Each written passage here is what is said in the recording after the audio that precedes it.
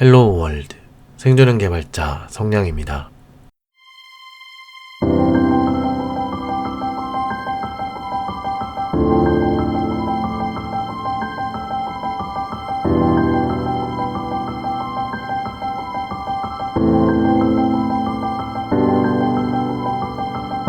자, 그러면 지금까지의 내용을 제가 간단하게 쭉 한번 정리해 보겠습니다.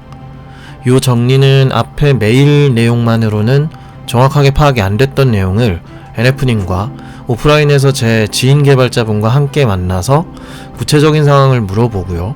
이야기한 것까지 포함을 하되 개인정보 노출이 안 되게 일부 정보나 구체적인 내용은 좀 뺀 상태에서 말씀을 드릴 거예요. 제가 실제로 NF님 만나 뵀을 때도 따로 한번 정리를 했었거든요. 그러니까 NF님, 정리하자면 이러이러해서 이렇게 됐고 이렇게 됐다라는 거죠 라고 한 5분 넘게 쭉 말씀을 드리니까 NF님이 좀 놀라신 기색을 보이셨던 걸로 기억합니다. 아마 이야기를 한 번 듣고 쫙 정리해서 말씀드렸던 게 인상적이었나봐요. 사실 이건 제 생각엔 직업병이 아닌가 싶기는 해요. 개발을 하다 보면 뭔가 개발해야 하는 목표나 구체적인 안 자체를 내거나 지시하는 사람들이 보통 자신이 뭘 원하는지도 모르고 일을 시키는 경우가 은근히 많거든요. 그래서 마지막에 핵심만 찝어서 정리를 딱 해주지 않으면 고생길이 뻔히 보이기 때문에 좀 머릿속으로 정리를 해서 다시 확인하는 게 습관적으로 그렇게 되는 것 같기도 합니다. 계속하면 잡설이 또 길어질 것 같으니까 바로 정리해보죠.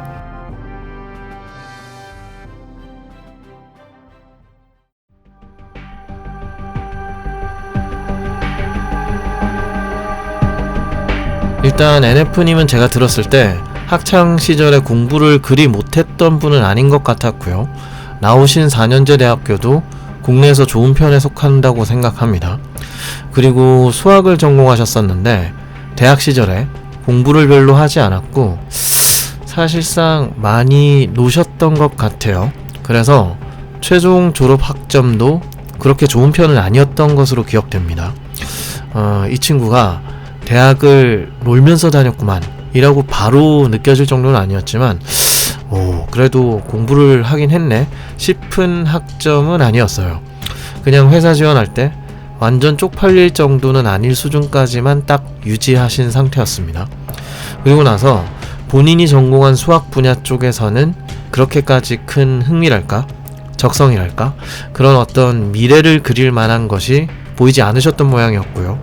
그나마 응용 수학 분야에 가까운 통계 쪽 지식에는 어느 정도 익숙한 상황이어서 데이터 분석 쪽의 국비지원 교육을 받게 됩니다. 그리고 국비지원 교육을 받으면서도 사실상 열등생에 가까운 느낌으로 진행을 하셨고 교육과정을 수료하신 것으로 이야기하셨어요. 이 국비지원 교육과정에서도 NF님은 크게 노력을 안 하신 느낌이었습니다. 그리고 나서 같이 공부하던 분들이 지원했던 검색 챗봇 솔루션 회사에 별 생각도 없이 본인도 지원을 했습니다. 그런데 그다지 기대하지도 않고 입사 지원을 한 상태였는데 덜컥 합격이 됐고요. 얼떨결에 회사 생활을 시작하게 됐습니다. 그래서 얘기만 들어보면 지금까지 노력해왔던 거에 비해서는 그럭저럭 잘 풀려가는 느낌이 들 수도 있는 상황이었던 건데 말이죠. 문제는 이 회사에서 NF님에게 할당된 업무는 본인이 공부하거나 혹은 직업에 활용하려고 했던 통계나 데이터 분석, 파이썬 등과는 전혀 관련 없는 솔루션 엔지니어 업무였습니다. 한두 달 정도 단위의 지방 파견과 출장이 잦은 업무롤이었던 거죠. B2B 혹은 B2G 쪽으로 납품되는 검색 및 챗봇 솔루션이었으니까 아마도 자체적으로 개발한 솔루션 엔진 쪽이 있었을 것 같고요. 아마 검색이랑 챗봇 쪽이라면 NF님이 공부했던 분야랑 연결되는 업무가 분명히 있었을 것 같거든요. 하지만 아쉽게도 NF님 본인은 그 솔루션 엔진이나 코어 쪽을 다루는 업무는 할당되지 않았던 것 같습니다. 아마도 솔루션 제품이나 엔진을 고객사의 서버에 설치해주는 업무에 그 업무에 추가로 고객사 측 서비스나 애플리케이션과 데이터를 주고받기 위해서 지금까지 단 한 번도 해본 적 없었던 자바와 스프링 조합의 웹 API 커스터마이징 작업만 약간 들어가는 형태였던 것 같아요. 그렇게 반년을 조금 넘게 지방 출장을 다니시면서 익숙하지도 않고 처음부터 원하지도 않았던 업무를 하던 NF님은 도저히 견딜 수가 없었고 향후 커리어적으로도 도움이 안 되겠다라는 느낌을 받아서 첫 회사를 그만두게 됩니다. 그리고 그 직후에 아마도 제 예상으로는 자바스크립트 웹 풀스택 과정이 기본으로 깔려있는 코딩 부트캠프에 들어가신 것 같아요. 리액트와 노드 쪽으로 프론트엔드, 백엔드 프로젝트를 번갈아 하시면서 코딩 부트캠프 과정을 진행하는 동안 아마 본인은 백엔드 쪽이 좀 더 취향에 맞다는 걸 발견하셨던 것 같습니다. 그렇게 코딩 부트캠프 과정이 끝나가는 중에 코딩 부트캠프 내에서 마지막 한 달 정도의 기간 동안 진행되는 기업 연계 프로그램에 참여하게 됐고요. 이때 부트캠프 동기들 중 백엔드 쪽은 NF님 혼자만 참여하시게 됩니다. 프로젝트로 연계된 기업은 꽤 큰 기업이었던 걸로 기억하고 있습니다. 기업 연계 프로젝트를 진행하는 동안 다행히 본인이 맡은 웹 백엔드의 역할을 어느 정도 수행할 수 있었고 그 기업 연계 프로젝트에 함께 참여한 부트캠프 동기들 중에 유일하게 이 회사에 채용됩니다. 그런데 이 기업에 채용될 때 정규직으로 바로 채용된 것이 아니라 1년 계약직으로 일을 시작하게 됩니다. 소속된 팀 자체가 그 회사의 정규팀이 아니라 임시로 마련된 팀이었던 거죠. 그러니까 이 회사는 약간 이 팀을 통해서 일단 한번 돌려보자 라는 식으로 아마 팀을 편성했었던 것 같아요. 뭐 요즘 말로 TF팀, 그러니까 태스크포스 팀 정도의 무게를 가지고 있지 않았을까 싶습니다. 사실 꼭 어느 정도 자리 잡힌 스타트업이 아니더라도 큰 기업이나 그룹사급들도 용어를 이렇게 쓰지 않을 뿐이지 이렇게 임시팀을 꾸려 프로젝트를 돌려보는 경우가 은근히 많긴 합니다. 아무튼 이전에 솔루션 엔지니어 업무를 했던 첫 회사에서의 커리어 실패랄까요? 어떤 커리어의 꼬임이 풀리는 듯 했는데 여기서 다시 한번 일이 꼬이게 됩니다. NF님이 속했던 그 팀의 팀장분, 리더급이 일을 그만둬버린 거죠. 우여곡절 끝에 자바스크립트 웹백엔드 쪽 업무에 눈을 뜨셨고 계약직이긴 하지만 나름 큰 기업에서 다시 제대로 개발자 커리어를 간신히 시작하는가 싶었는데 내부에서 사용되는 메인 스택은 본인이 익숙하지 않았던 타입스크립트였고 프레임워크도 본인 입장에서는 생소한 종류였기 때문에 적응하는 데 어려움을 겪고 있는 상황이었는데 말이죠. 그 팀의 리더까지 그만둬버린 상황이 된 겁니다. 그래서 업무 추진이 잘 안되고 있는 상황에서 이 팀이 와해될 수도 있는 분위기로 가다가 얼떨결에 팀 전체의 소속이 변경됩니다. 본래 팀이 소속된 회사에 자회사로 강제 이동됐다고 해요. 그나마 다행인 건 팀이 이동해간 자회사의 경우 완전히 개발만 하는 회사로 시작해서 그 큰 기업의 자회사로 편입된 형태를 띠고 있었기 때문에 내부적인 개발 문화 면에서나 혹은 내부 인력 면에서나 개발자로 시작하기에 괜찮은 회사였다고 생각됩니다. 물론 나중에 얘기를 좀 더 듣고 나서는 저와 지인 개발자분 둘 다 아니었네요. 그렇게 좋은 회사는 아닌 것 같아요 라고 이야기를 많이 하긴 했지만요. 그래도 이 정도면 나쁘지 않은 느낌이었습니다. 이전 회사에 비하면 매우 좋은 조건이었죠. 돈도 많이 준다고 했었잖아요. 그런데 문제는 그 회사가 백엔드 쪽은 노드 진영의 기술셋은 생각도 안 하고 있는 상황이었다는 겁니다. 그럼 뭐가 메인이었을까요? 이미 답을 다 예상하셨겠죠? 네, 자바 기반 백엔드였습니다. 다만 프론트엔드는 이미 리액트를 도입한 상황이었던 거예요. 사실 한국에서 매우 스탠다드한 느낌의 기술 셋이라고 보입니다. 기존 자바 스프링 기반으로 계속 진행을 해오다가 SPA의 도입의 시대적인 필요성과 프론트엔드 품질을 더 끌어올려야 하니까 가장 잘 나가는 리액트를 도입을 하되 뒷단은 굳이 바꿀 필요가 없는 자바 쪽으로 간 거겠죠. 일반적으로 봤을 때 가장 많이 보이는 기술셋 조합이긴 한데 NF님이 신입급으로나마 바로 다룰 수 있는 개발 영역은 이 회사에 존재하지 않았던 겁니다. 팀이 와해되진 않았지만 자회사로 옮겨간 후 본인이 잘 모르는 자바 기반 백엔드가 주인 회사에서 그 짧은 기간 안에 적응을 잘해서 1인분을 해내는 것은 본인도 회사도 무리라고 본 상태였고요. 회사에서는 마지막 기회로 프론트엔드 영역의 개발을 NF님께 시키게 됩니다. 어찌됐건 자바스크립트 기반이니까 가능하겠다 생각했겠죠. 이때 회사는 NF님을 배려해서 아주 간단한 수준의 프론트엔드 개발을 시켰다고 해요. 이 아주 간단한 수준의 프론트엔드 개발이란 표현은 NF님도 어느 정도 수긍을 하신 상태였습니다. 하지만 마지막 유예 기간을 받고 난 후 NF님이 안간힘을 썼지만요. 결국 그렇게 할당받은 프론트엔드 개발마저 완료하지 못하게 되었고 회사에서는 NF님에게 계약을 종료할 예정이고 업무를 더 주지 못하겠다고 이야기를 해둔 상태입니다. 즉 NF님은 몇 달 안에 곧 잘리게 됩니다. 그런 상황에서 이렇게 꼬이고 있는 본인의 커리어를 어떻게 풀어나갈 수 있을까 고민하던 차에 제 팟캐스트를 듣고 사연을 보내시게 된 거예요. 그러면서 마지막으로 말씀해주신 고민되는 것 2가지가 있었는데요.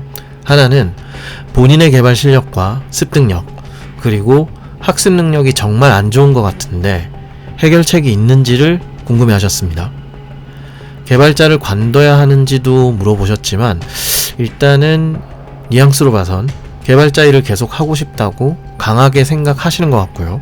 또 하나는 업무를 주지 않으면서 몇 달 남은 계약 기간 동안 이직 준비를 잘 해서 움직일지 아니면 이렇게 눈치 보며 회사에 남는 게 힘드니까 일단 바로 이직 시도를 해야 하는지에 대해서 물어보셨습니다.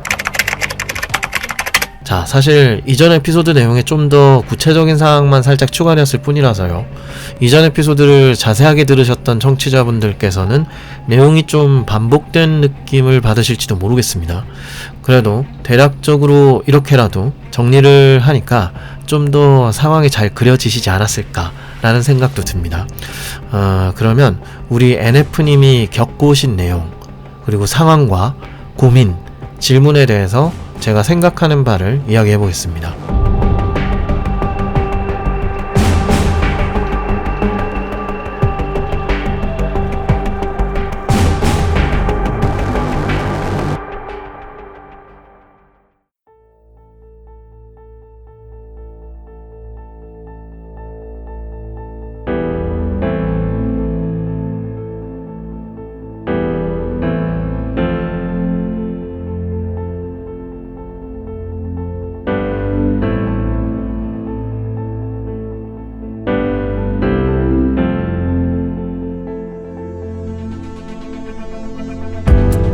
일단 제가 NF님의 메일에서 살펴본 사연의 내용과 오프라인에서 직접 만나서 NF님의 이야기를 들어보면서 제일 먼저 들었던 생각부터 이야기해볼까요? 제가 이 사연을 듣고 나서 그냥 아무 필터링 없이 바로 들었던 생각은 아깝다. 진짜 너무 아까운데? 라는 생각이었습니다. 제가 이건 NF님께 직접 말씀드리기도 한 내용인데요. 왜 아깝다고 생각했냐면 NF님은 괜찮은 대학에 들어가셔서 수학을 전공했고 확률 통계 쪽에 기본적인 이해가 어느 정도 있는 상태였고요. 지금 시대에 그 기반 지식을 가장 잘 활용할 수 있는 데이터 쪽 분야를 염두하셔서 데이터 분석 관련 국비 지원 교육을 받으셨는데 이 스토리라인이 참 괜찮은 스토리라인이거든요. 이게 어떻게 보면 지금에 와서는 과거의 케이스가 돼버렸지만 컴퓨터 공학 쪽 전공을 해서 졸업을 한 후에 프로그래밍 언어 관련 구체적인 교육 과정을 좀 더 거쳐서 백엔드 개발자로 진입하는 그런 진로와 같이 그 흐름이 너무나 자연스럽고 누구나 납득할 수 있는 느낌이라는 겁니다. 진로의 방향을 잡고 움직이셨던 내용이 매우 스마트하고 물 흐르듯이 부드럽게 이어져 갈 수 있는 길을 골라서 움직이셨단 말이죠. 일반적으로 소프트웨어 개발자 쪽의 원천 전공은 전통적으로 컴퓨터공학, 컴퓨터과학, 전산공학, 소프트웨어 공학 등으로 칭해지는 쪽일 텐데 이쪽 전공의 경우는 컴퓨터의 동작 원리와 소프트웨어의 기본 공학적 지식들이 많이 들어가기 때문에 빅데이터나 데이터 분석과 같은 영역에서 많이 필요로 하는 근간 지식인 통계나 확률 쪽의 내용들이 보통 커리큘럼에서 부족한 편입니다. 요즘은 그래도 데이터 사이언스나 인공지능이 워낙 각광받는 시대라서 함께 많이 포함되어 가고 있는 분위기입니다만, 이런 통계나 확률 쪽은 기본적으로 통계학 그 자체 전공을 제외하면 오히려 전통적으로 경제학이나 심리학 쪽에서 비중 있게 다루는 경우가 많았습니다. 그래서 수학이 싫어서 학창 시절에 문과를 지망한 후에 경영학이나 경제학 두 개 전공이 비슷한가 보다 하고 생각하고 멋모르고 경제학 전공 들어간 분들 재수 생각 많이들 하셨죠. 경제학은 조금만 들어가면 온 레포트와 시험이 다 수식으로 도배되는 경우가 생각보다 많거든요. 아무튼 그래서 제가 예전의 에피소드에서 비전공자분들이 복수전공으로 컴퓨터공학 쪽을 선택하시듯이 컴퓨터공학 쪽의 전공자 입장에서는 만약에 복수전공을 생각한다면 통계학 쪽을 선택하는 게 좋은 선택이 될 수 있다고 말씀드린 적이 있었지 않습니까? 수학이라는 학문 혹은 이 전공 쪽이 굉장히 많은 분야에 활용되는 근간이 되는 도구로 작용하는데, 문제는 수학과 자체는 공대 쪽처럼 취업이라던가 먹고 살기 위한 학문 영역으로 보기는 좀 어려운 분위기가 있기 때문에 반드시 거기에 어떤 특정 영역의 도메인 지식이라던가 혹은 응용수학 분야로의 뭔가를 더 얹어 들어가는 경우가 많거든요. 통계 쪽 같은 경우는 바이오 쪽, 심리학, 경제학, 그 외에 사회과학 쪽에서도 전통적으로 많이 사용됐지만 비교적 최근에는 인공지능과 데이터 사이언스 분야 쪽에서 압도적인 영향력을 발휘하고 있는 영역이라서 NF님이 거쳐오셨던 것처럼 그 근간이 되는 수학을 학문으로 접하고 통계 분야로 응용이 들어가서 데이터 분석 쪽까지 진로를 생각해서 추가 교육을 수료하신 건 말이죠. 정말 아름다운 방향이었다는 겁니다. 제가 봤을 때 거의 완벽한 스탠다드 아닌가 이런 생각이 들 정도예요. 그런데 안타깝게도 그런 방향으로 나가실 만한 기회랄까요? 타이밍이 잘 잡히지 않았던 걸로 느껴졌습니다. 물론 본인이 흥미가 없어서 진로를 바꾸신 것도 좀 있긴 하지만 그 방향대로 잘 풀렸으면 꽤 괜찮았을 텐데 하는 아쉬움이 많이 남았습니다. 저는 처음 보내주신 메일을 읽다가 아니 왜? 갑자기 왜 이렇게 흘러가는 거지? 이런 느낌이었다니까요. 그리고 그 이유 일에 대해서도 제가 이야기 드리고 싶은 건 말이죠. 좀 기분 나쁘실 수도 있긴 하지만 경력이 이렇게 꼬이기 시작한 건요, NF님께서 좀 아니라달까? 좀 꿈뜨게 대처하신 것도 어느 정도 영향이 있었다고 생각합니다. 지인개발자분도 그 자리에서 이야기하셨지만 차라리 바로 그만뒀어야 한다는 거예요. 별 생각도 없이 지원했다가 첫 직장에 얼떨결에 들어가셨을 때 본인이 생각하던 업무랑 전혀 상관없는 업무와 한 번도 다뤄본 적 없는 기술 쪽 영역의 일을 하게 된 거였는데 그냥 꾹 참고 반년가량 일을 하시다가 도저히 안 되겠다 싶어서 그만두셨잖아요.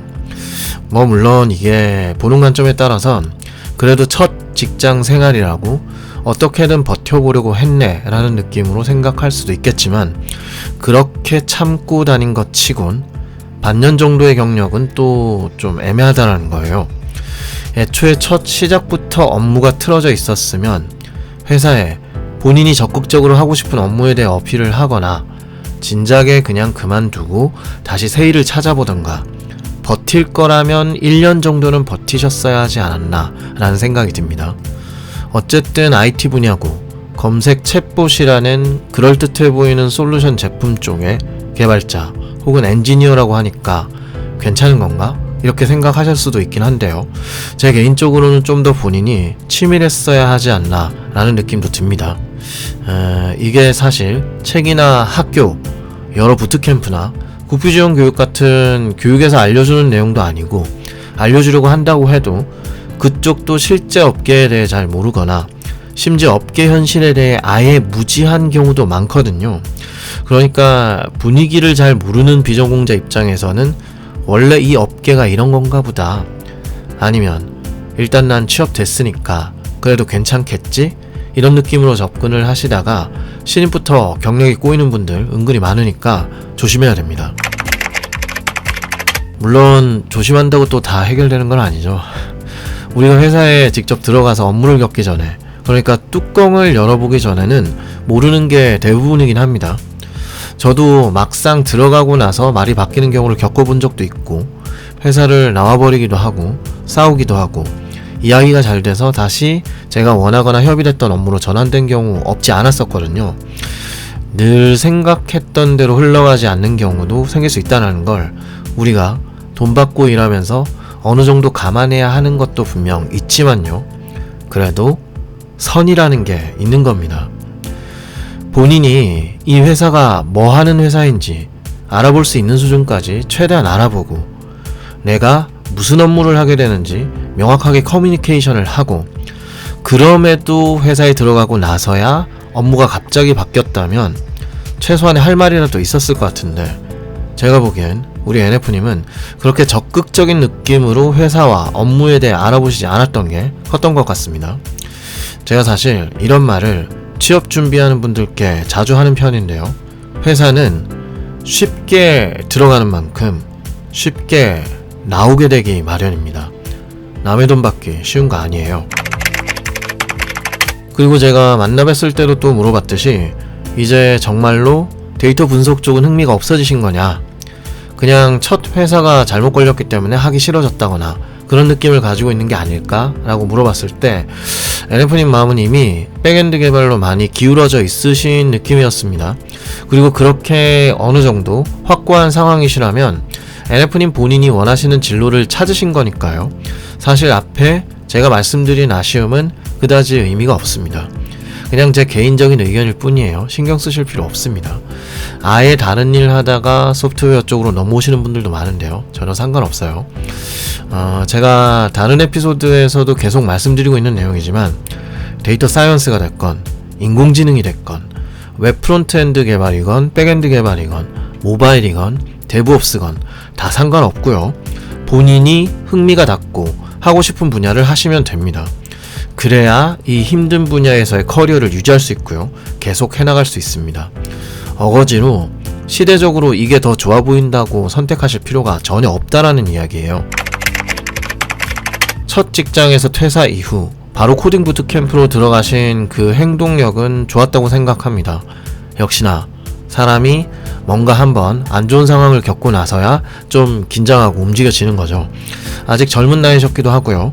현실적으로 보자면 사실 웬만큼 뛰어나지 않는 이상 첫 직장 진입부터 성공하기는 그렇게 만만하지는 않습니다. 자, 그런데 그것과는 별개로 제가 NF님과 이야기를 하면서 또 느껴졌던 부분은요, 요건 좀 냉정하게 이야기를 드리겠습니다. 스스로 원하셨던 부분이기도 하고요. 제가 봤을 땐 본인이 정말 제대로 그 영역에 대해 학습을 하신 건가? 라는 의구심이 많이 들었어요. 자바스크립트 관련해서 코딩 부트캠프 내에서 프론트엔드 프로젝트도 해보셨고 백엔드 프로젝트 영역도 해봤더니 백엔드 영역에 흥미가 갔고 나의 진로로 결정했다. 오케이. 이 부분은 오케이입니다.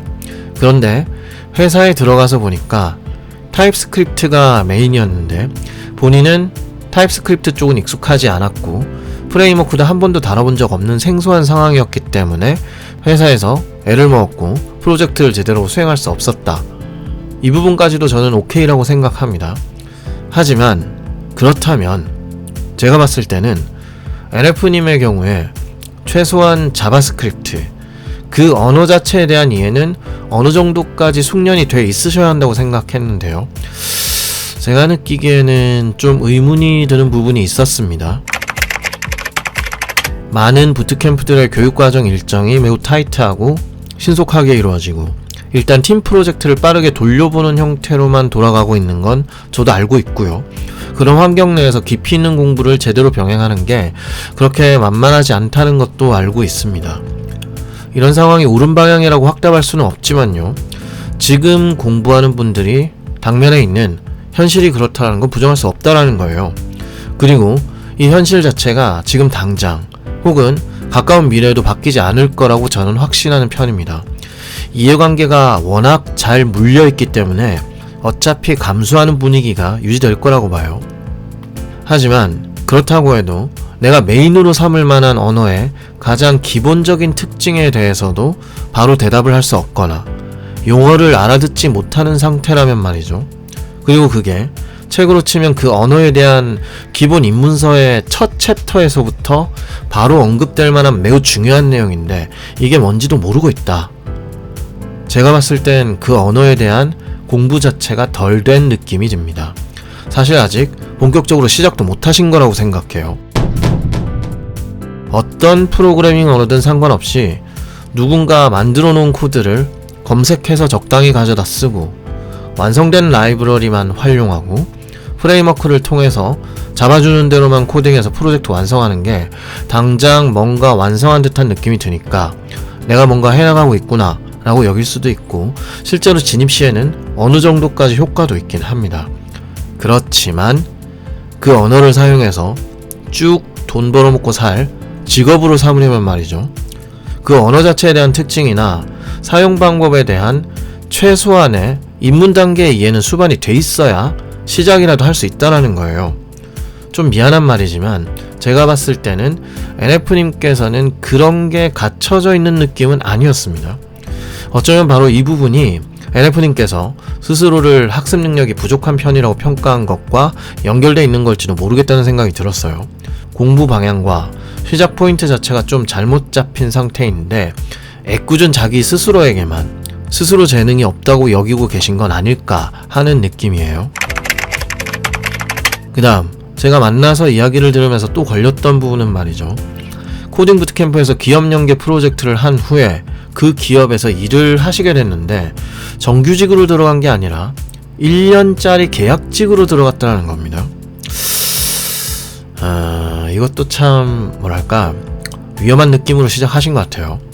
아예 프리랜서 개발자로 투입되는 거라면 모를까 이런 일시적인 프로젝트성 업무에 신입 개발자로 커리어를 시작하려는 분이 1년 기간을 계약직으로 참여했다는 것도 제가 봤을 땐 아쉬운 선택이라고 생각합니다. 물론 이 프로젝트가 잘 되면 정규직 전환의 가능성이 있다고 업체나 부트캠프 쪽에서 이야기를 했을지도 모르겠지만요. 글쎄요. 규모가 큰 회사에서 계약직으로 구성된 임시 프로젝트 팀이 정규직 팀으로 흡수된다는 게 가능성이 그리 높지 않습니다. 어쩌면 왜 리더급 분이 갑자기 나갔을까를 생각해 보아야 하지 않았나. 애초에 코딩 부트캠프에서 기업 연계에 참여했던 다른 동기분들이 과연 그 기업에 못 간 건지 안 간 건지도 한번 생각해 볼 만하지 않을까 싶기도 하네요.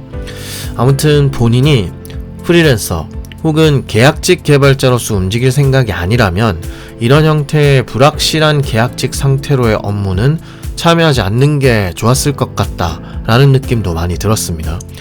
엄밀하게 따지면 이건 채용이 됐다 라는 표현을 쓸 수 있는 상황도 아니라고 봐요. 소속된 팀이 다른 회사로 옮겨간 후에 자바 백엔드에 적응을 하지 못했던 건 이건 오케이입니다. 폴리그랏 프로그래밍의 필요성을 부정하려는 건 아니지만 저는 이 의미가 시작부터 여러가지 언어를 다 건드려야 한다는 것과는 별로 상관없다고 생각하는 편이거든요. 그냥 개발 언어를 취미로 사용하는 거라면 몰라도 전문가로서 돈을 받는 직업으로서 대해야 하는 경우라면 접근 방식이 약간 차이가 난다고 생각합니다. 하나의 언어가 어느 정도 자기 것이 되고 1인분을 할 수 있게 된 후에 꾸준히 다른 패러다임의 언어들도 익혀 나가려는 자세가 필요한 거고 활용해 나갈 수 있어야 된다는 거지, 프로그래밍 자체가 익숙하지도 않은 상황에 여러 패러다임의 언어를 이것저것 건드리면 글쎄요, 그냥 제대로 할 줄 아는 건 하나도 없게 될 거라는 생각이 저는 많이 듭니다. 물론 어떻게 구현을 할 수는 있겠지만 그건 그 언어의 특징을 제대로 이해하고 구현한 완성도 높은 제품이 될 거라고는 생각할 수 없을 것 같아요. 더군다나 그게 특정 플랫폼의 UX, UI 측면까지 포함해서 고려해야 하는 영역이라면 그 차이는 더 심할 거라고 생각합니다. 아무튼 꼭 그런 거창한 용어에 대한 제 의견과는 상관없이 NF님의 상황으로 보았을 때 옮겨간 회사에서 자바 백엔드에 제대로 적응하기는 어려웠을 거라고 생각합니다. 그런데 그 이후에 회사에서 마지막 기회라며 준 프로젝트 내용도 들어보았을 때 저는 좀 이해가 잘 안 되는 느낌이었습니다.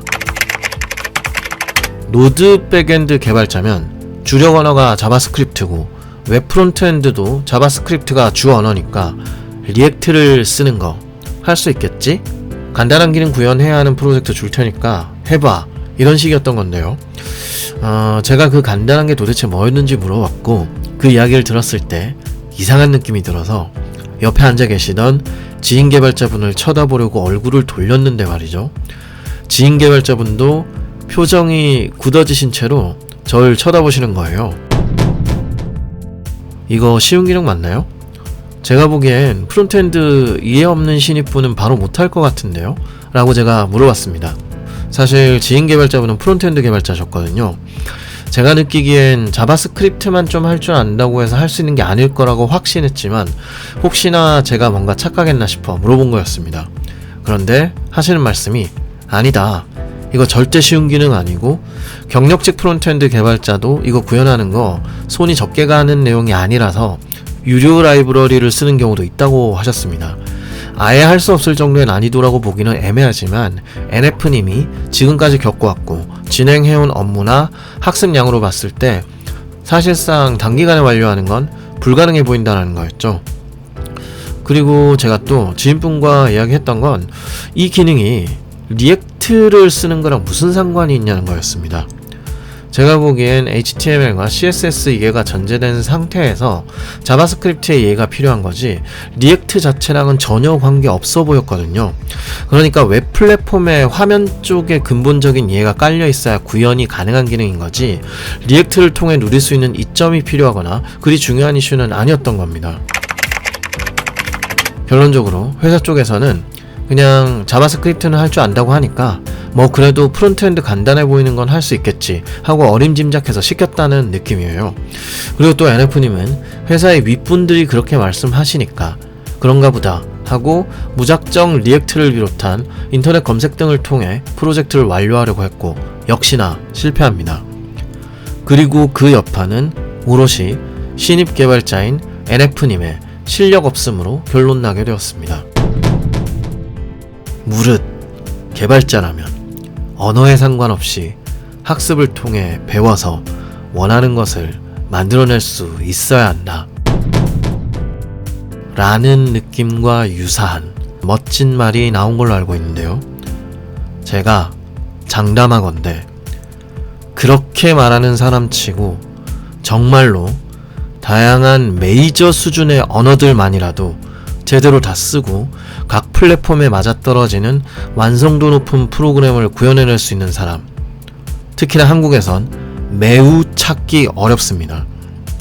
더군다나 개발자 출신, 원래 개발자로 시작을 했다가 지금은 직접 개발을 하지 않는 어르신분들이라면 더욱더 그럴 가능성은 희박하다고 생각합니다. 각 언어나 플랫폼들의 고도화 속도가 점점 더 빨라지고 있기 때문에 그 변화를 따라잡는 것만으로도 개발자들이 번아웃을 겪을 정도예요. 적어도 본인이 시킨 일을 자기가 직접 코딩하고 구현해서 답으로 가져오고 나서 이야기해야 하지 않을까요? 막상 와 대단하시네요. 그럼 이거 한 번만 짜주실래요? 하면 못하잖아요. 참 지겨울 지경입니다. 1년에 코드 한 줄도 안 짜게 된 사람이 요즘 개발자, 요즘 프로그래밍, 그리고 개발자의 태도와 가치관에 대해서 철학과 열변을 토할 때 보면 말이죠. 말로는 프로그래밍 언어 하나를 창조해냈을 법한 사람들이 한국에는 참 많죠. 겸손하셔야 합니다. 밑에 분들이 혹은 나이 어린 분들이 진심으로 그런 말과 태도에 공감하고 존경 어린 눈빛으로 자신을 볼 것 같습니까? 그냥 차라리 결과와 성과로만 이야기하세요. 인공지능으로 코딩 영역이 점점 자동화되어 가고 있는 이 시대에도 과거의 캐캐묵은 코딩 경험으로 어설프게 RSL에 가르치려 들다간 자리보전도 못합니다. 자, 또 옆으로 좀 샜지만 이제 이야기해 주셨던 내용에 대한 제 기본적인 피드백은 웬만큼 다 끝나가는 것 같네요. 마지막에 질문해 주셨던 내용 중에 먼저 이직에 대한 내용부터 제 생각을 말씀드려 보겠습니다. 일단 NF님은 회사에 남는 게 부끄러우니까 바로 이직을 시도하자 라는 선택지를 하나 생각하신 것 같고요. 다른 선택지는 부끄럽고 눈치 보이지만 어차피 업무도 없을 몇 개월, 돈을 받아가면서 이직 준비를 하자, 이렇게 두 가지의 선택지를 고민하고 계셨는데요. 본인의 마음은 후자 쪽으로 이미 기울어져 있으신 듯 했습니다.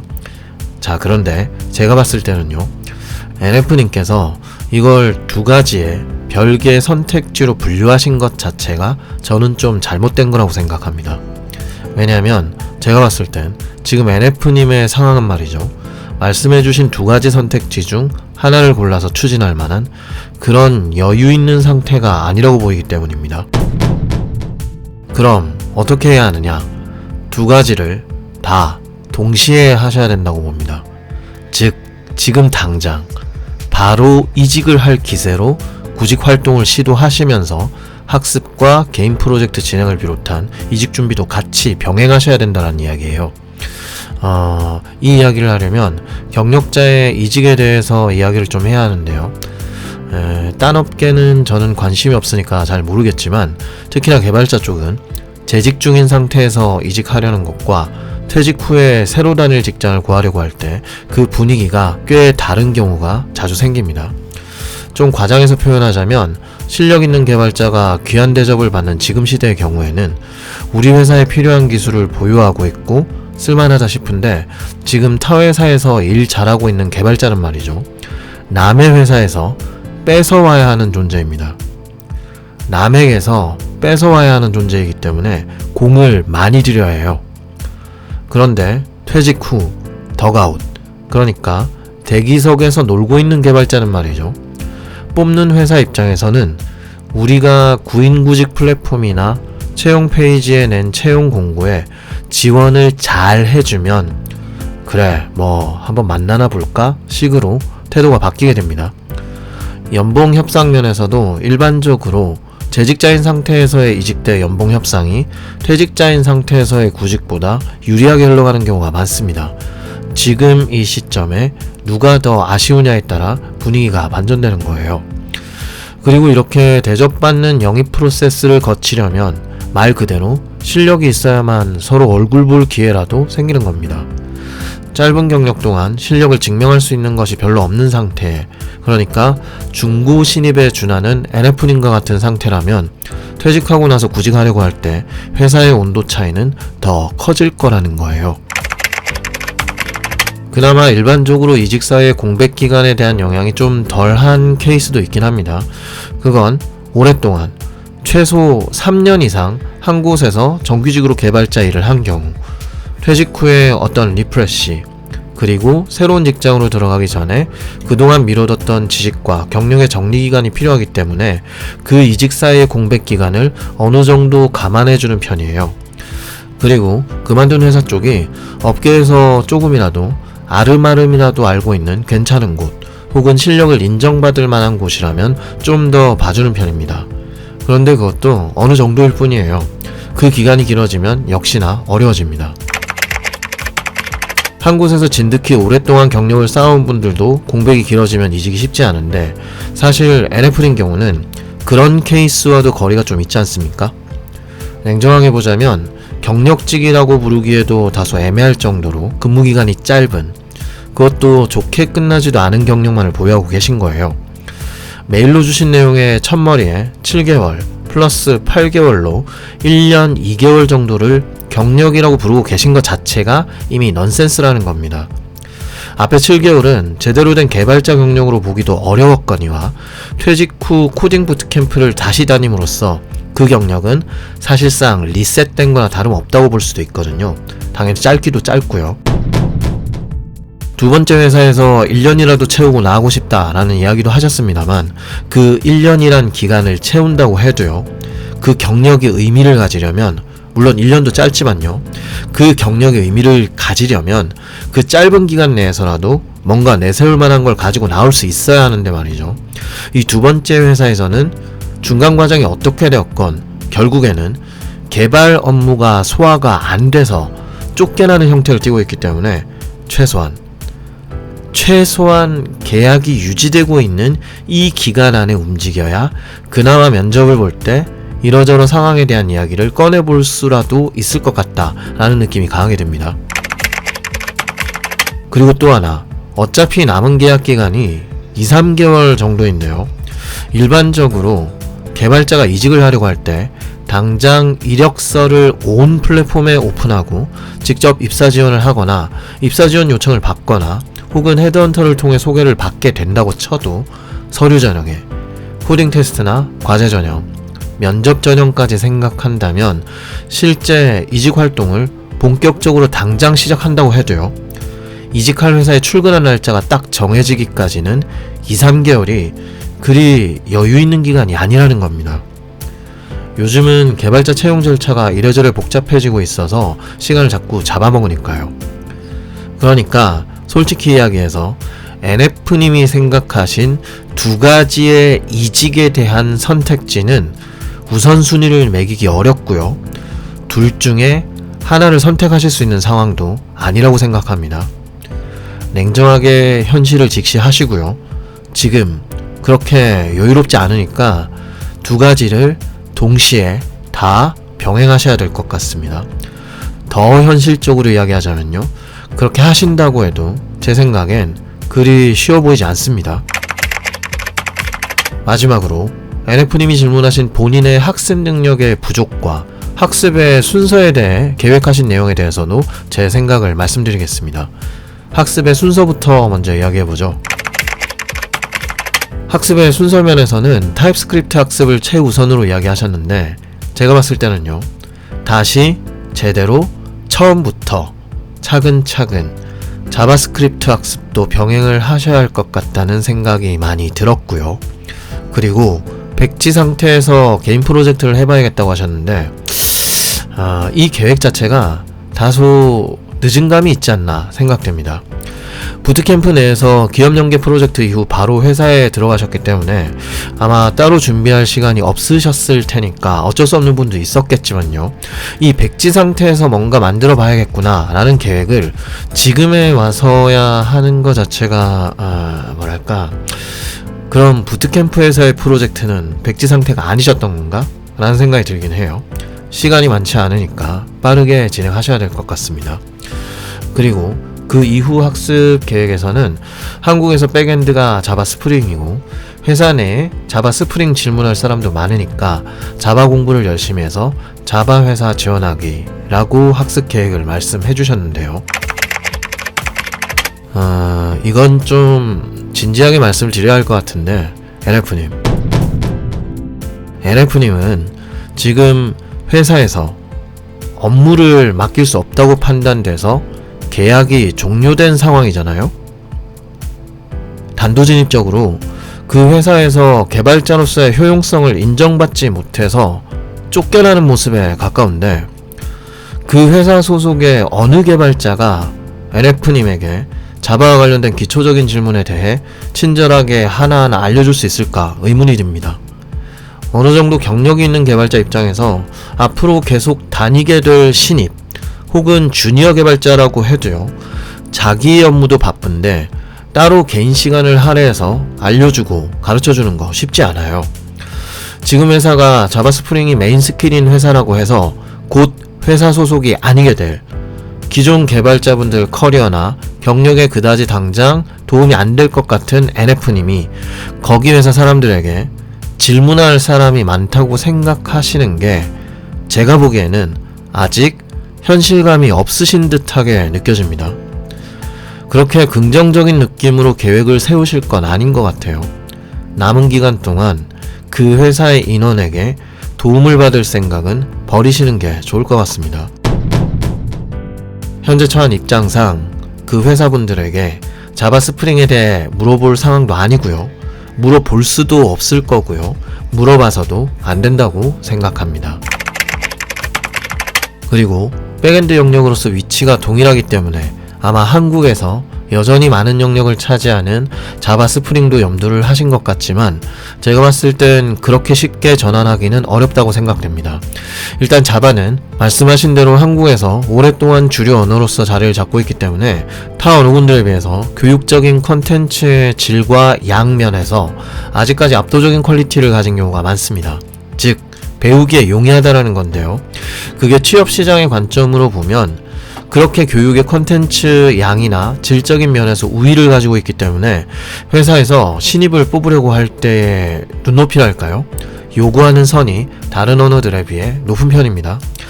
예를 들어 제 지인분이 다니시는 업계에서 좀 유명한 스타트업에서는 고랭을 메인 언어로 사용하시는데요. 이곳에서는 개발자 영입하실 때 고랭을 다뤄본 것까진 바라지도 않는다. 다른 언어라도 좀 다룰 줄 알면서 고랭을 학습하면서 써보겠다는 의지만 있어도 된다 라는 형태로 이야기하기도 했습니다. 거꾸로 말하자면 고랭에 대한 경험만 약간 있어도 데리고 가겠다라는 거잖아요. 그런데 자바 시장은 그렇지 않습니다. 이미 프레임워크는 거의 통일이 된 상태이고 오히려 통일이 되어 있다 보니까 가용 범위를 계속 넓히려고 하고 있기 때문에 그 넓은 범위의 기술에 기본 사용법만을 익히는 것도 많은 시간과 노력을 요구하게 되거든요. 물론 그렇게 진입 초기부터 높은 수준의 숙련도를 요구하는 세태가 저도 마음에 드는 건 아니지만 어쩌겠어요.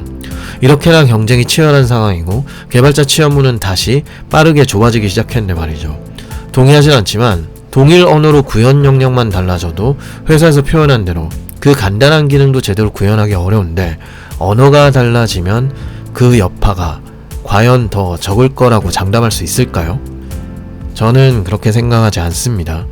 그렇기 때문에 저는 NF님의 현재 상황에서는 오히려 아예 완전히 노드 백엔드 영역을 메인으로 딱 잡고 움직이시는 게 그나마 가장 빠른 길이라고 생각합니다. 만약에 지금 상황에서 자바로 노선을 전환하려면 제로에서 다시 시작한다는 마음으로 시작해야 될 것 같다는 느낌이 많이 듭니다. 시간이 너무 많이 걸릴 것 같아요. 몇 년 전에 처음 시작할 때라면 모르겠지만 이제 슬슬 나이도 조금씩 여유롭지 않은 나이가 돼가고 있으시기 때문입니다.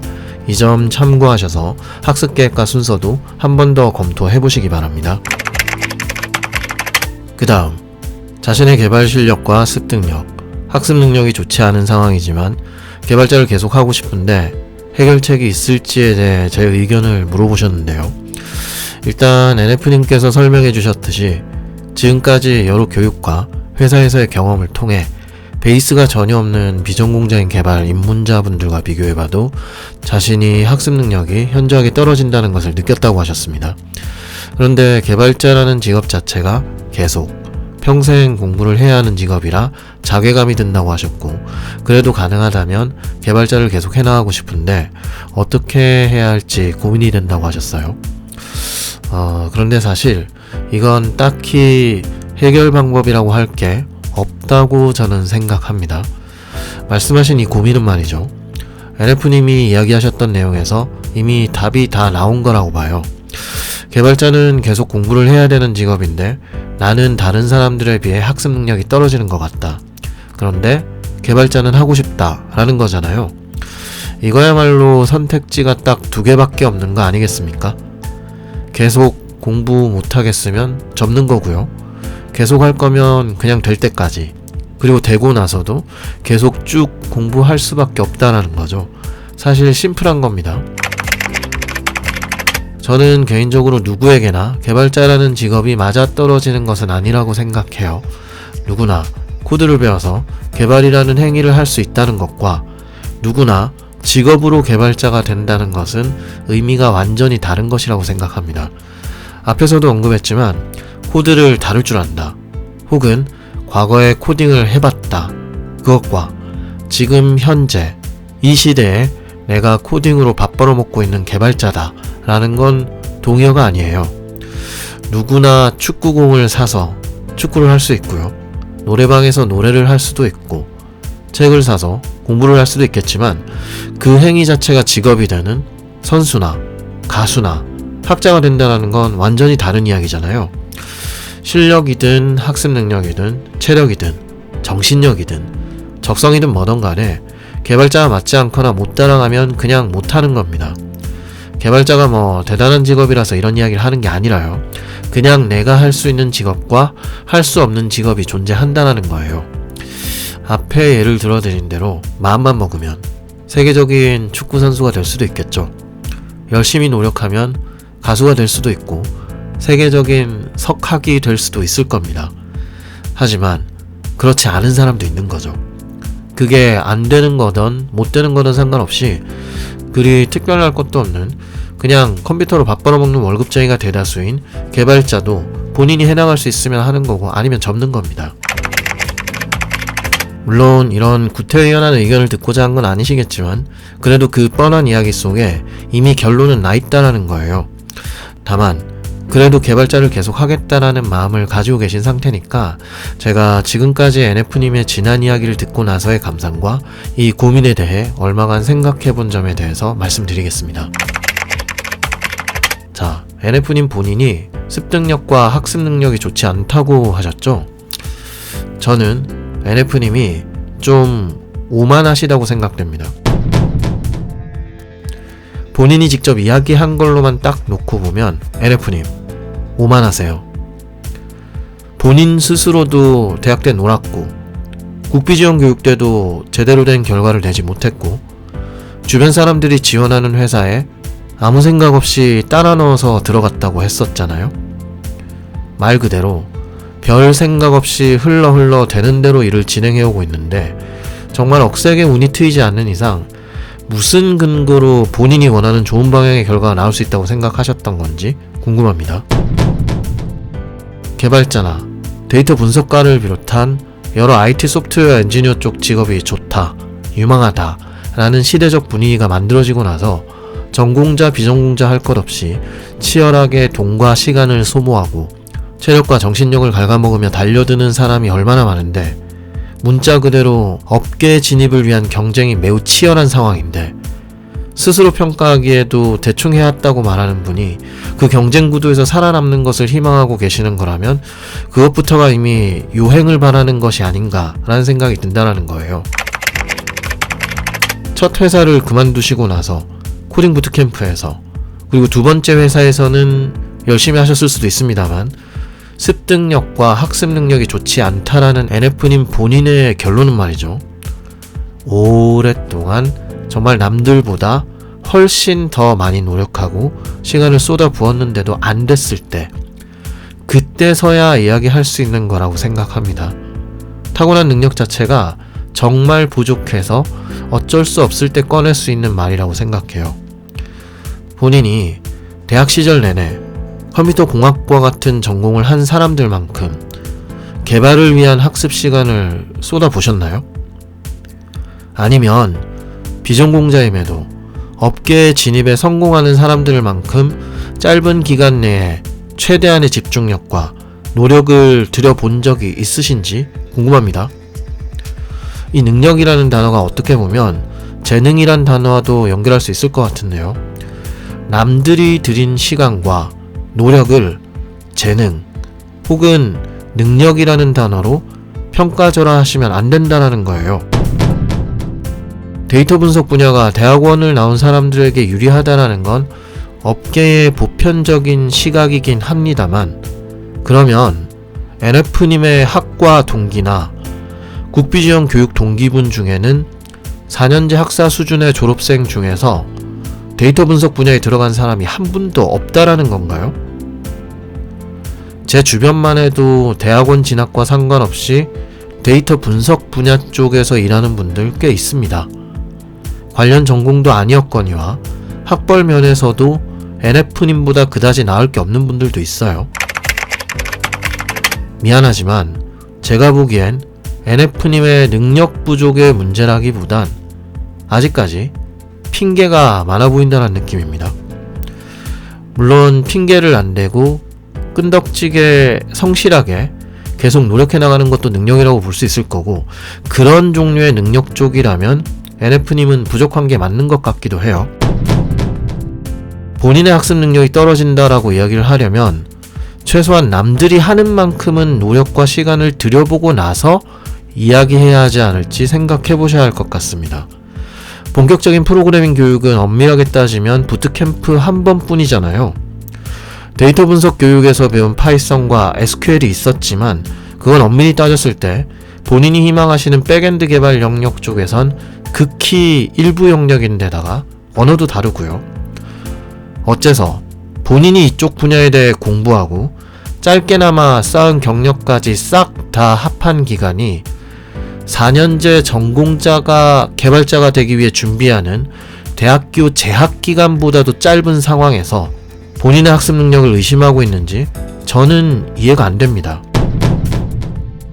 누구나 금방 개발자가 될 수 있다라는 말을 믿으신 순진함 때문인지 몇 개월 동안의 평범한 수준의 노력만으로 몇 년을 준비한 사람들과 어깨를 나란히 할 수 있다고 본인을 과신하신 건지는 모르겠지만요. 결론적으로는 역시나 NF님 오만하시다라는 느낌이에요. NF님이 수학과를 나오셨으니까 말인데요. 미분 기하학, 미분 방정식, 복소함수론, 선형대수, 집합론, 정수론, 해석학, 현대대수학, 위상수학, 확률통계 등등 수학과 커리큘럼에 이런 기본 중에 기본도 이수하지 않은 사람이 반년짜리 수학자 과정 학원 잠깐 다녔다가 수학자가 못 됐다고 난 수학에 재능이 없나봐 라고 하면 이상하지 않겠습니까? 물론 학자의 영역인 수학자와 개발자를 딱 비교하기는 적절하진 않지만요. 수학 전공하시는 분들이 돌을 던지실까봐 무섭네요. 저도 수학 어려운 거 알고 있습니다. 자, 우리 수학하는 선생님들 화내지 마시고 진정하십시오. 사랑합니다. 저 허준희 교수님 존경해요. 진짜로요. 아무튼 그냥 그 대상을 뒤집어 보기만 해도 뭔가 확 느껴지지 않습니까? 소위 이 시대에 가장 핫한 직업군 중에 하나인 직업을 전공도 없이 획득하려면 그만한 시간과 노력이 필요한 거고 최소한 남들이 하는 만큼은 시도를 해보고 나서 자신의 능력에 대해 운운할 수 있지 않을까라는 말이에요. 그러니까 결론적으로 NF님, 제 의견이 좀 실망스러우실 수도 있고 혹은 원하시는 답이 아니실 수도 있겠지만요. 제가 보기엔 아직 NF님은 개발자로서 학습 능력이 떨어지는 것 같다 라는 의견이 나오기에 충분하지 않은 상태이신 것 같습니다. 더 많은 노력을 하십시오. 가장 기본적인 것부터 하나하나 다시 다 쌓아가십시오. 그게 싫으시다면, 못하겠다면 빠르게 접고 딴 길 찾아봐야죠. 그런데 말이죠. 사실 개발자 쪽이 아니더라도요. 대부분의 돈벌이는요. 뭔가 계속 배워나가지 않으면 지속하기 어려운 경우가 허다합니다. 이 바닥만 그런 건 아니라는 거예요. 자, 기본적인 피드백은 여기까지입니다.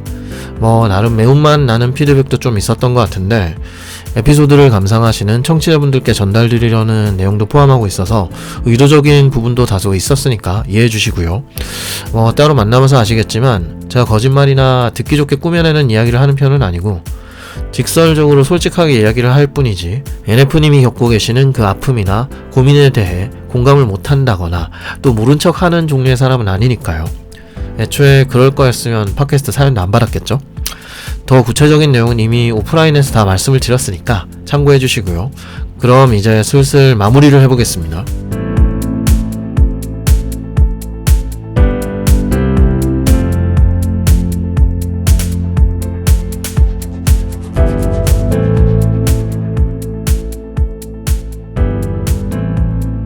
NF님께서는 만나서 이야기하는 내내 크게 내색을 하지 않으려고 하셨고 밝은 모습을 유지하셨지만 나중에 알고 보니까 꽤나 절박한 심정이셨던 데다가 걱정도 많이 하고 계신 상태였습니다.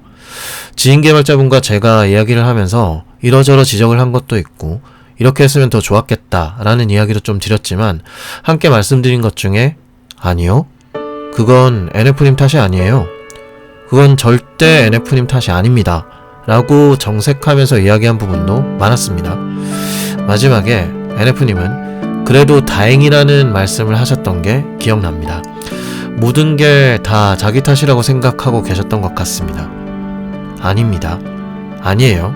본인 탓 아니에요. 대학 가서 좀 풀어졌던 거, 막 성인이 된 시점에 어렸을 때 그럴 수 있습니다.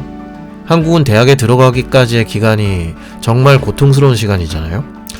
과거에 자신의 직업에 대해 진중하게, 진지하게, 치밀하게 준비해서 좀 더 적극적으로 알아보지 못했고 기민하게 반응하지 못했던 거 그럴 수 있습니다.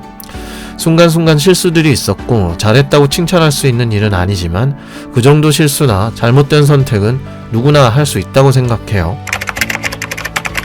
하지만 애초에 NF님이 어떤 베이스를 가지고 있고 어떤 기술적 공부를 했고 어떤 진로를 희망하는지 이력서에 뻔히 다 나와 있는데도 전혀 상관없는 엉뚱한 업무 영역에 사람을 무작정 투입시켜놓고 알아서 적응하겠지 라는 식으로 내버려두고 나몰라라 했던 상황이 NF님 탓은 아닙니다. 절박한 상황의 구직자에게 1년짜리 계약직 자리를 기업과 연계된 채용이라는 형태로 연결해주고 리더가 그만둬버리자 팀 전체가 낙동강 오리알 신세가 돼버린 상황 역시 NF님 탓이 아닙니다. 똑같은 언어 기반이니 시키면 할 수 있겠거니 하고 개발 및 플랫폼 영역에 대한 제대로 된 이해도 없는 옛날 개발자 출신 혹은 타 영역의 개발자가 자신들 눈에 쉬워 보이는 사실은 어려운 기능을 과제로 시켜놓고 완료를 못하니까 능력 없는 사람 취급한 것도 NF님 탓이 아닙니다. 그 상황에 베스트한 선택이나 결정을 내리시지 못한 경우도 있었지만요. 그 상황들이 꼬이기 시작한 것이 NF님 탓은 아닙니다. 본인 탓이 아니에요. 제가 이번 사연 주신 분의 별칭을 NF님으로 한 이유는요. 문득 로빈 윌리엄스와 맷 데이먼 주연의 옛날 영화인 굿윌 헌팅의 이 대사가 떠올랐기 때문입니다. It's not your fault. It's not your fault. It's not your fault. 뭐 사실 약자로 제대로 쓰려면 INYF를 써서 했는지는 모르겠습니다만 그건 본인 잘못이 아니에요 라고 했을 때 딱 떠오른 문장이 이 문장이어서 not과 fault를 약자로 NF님으로 불렀습니다. 뭐 좀 어거지긴 하네요. 뭐 그렇다고 해도 이제 아셨겠죠? 스스로 바짝 긴장하고 제대로 준비하지 않으면 눈 감으면 코 베어가는 세상이란 걸. 그 핫하다는 멋져 보이는 누구나 할 수 있다고 떠들어대는 이 개발자 바닥이 그렇게 만만한 곳은 아니라는 걸 말입니다. NF님, 정말로 개발자로서의 삶을 계속하길 원하신다면 과거의 실수 혹은 잘못된 선택 그리고 본인 탓이 아니었던 그 부조리한 상황도 일단은 다 뒤로 하시고요. 독하게, 정말 독하게 마음 먹으셔서 잘 준비를 하시고 어떻게든 다시 잘 진입하시길 진심으로 기원합니다. 잘 되셔서 빨리 맛있는 거 얻어먹을 날을 기다리고 있겠습니다. 자, 그러면 오늘은 여기까지. 청취자 여러분, 다음 에피소드에서 찾아뵙겠습니다. 성량의 불친절한 코딩 이야기였습니다. 감사합니다.